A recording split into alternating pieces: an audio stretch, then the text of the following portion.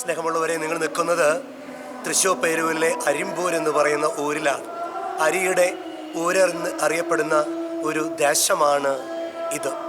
അതിൻ്റെ പ്രത്യേകത, ഈ അരിമ്പൂരിൻ്റെ ചുറ്റും പാടശേഖരങ്ങളാണ്. അതുകൊണ്ടാണ് ഈ നാടിനെ അരിമ്പൂർ എന്ന പേര് കിട്ടിയത്.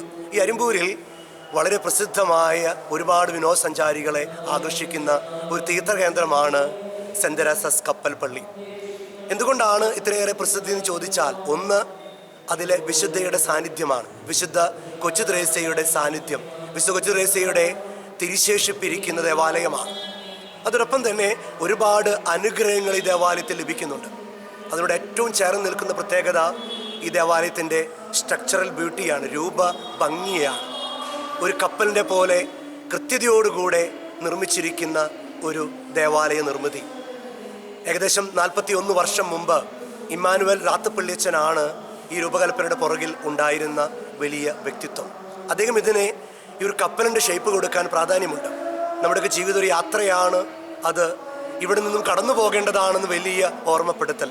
ബൈബിളിലെ നോഹിൻ്റെ പെട്ടകം പോലെ, സഞ്ചരിക്കുന്ന വഞ്ചി പോലെ ഇത് സൃഷ്ടിച്ചതാണ് ഈ കപ്പൽ മാതൃകയിലുള്ള ദേവാലയം. ഇന്ന് ലോകത്തിൽ തന്നെ ഒരേ ഒരു മോഡലായി നിൽക്കുന്ന ഒരു സ്ട്രക്ചറൽ നിർമ്മിതിയാണ്, ഒരു മനോഹരമായ ഒരു ദേവാലയമാണ് ഈ കപ്പൽ പള്ളി.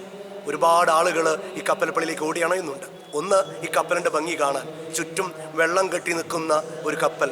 ചിലപ്പോൾ തോന്നും കരയ്ക്ക് ഒരു കപ്പൽ അടിഞ്ഞതാണോ എന്ന്. ഒപ്പം ഇതിലെ വിശുദ്ധിയുടെ സാന്നിധ്യം, ഒരുപാട് അനുഗ്രഹങ്ങൾ ഈ വിശുദ്ധിയോട് പ്രാർത്ഥിച്ചിട്ട് ലഭിക്കുന്നുണ്ട്.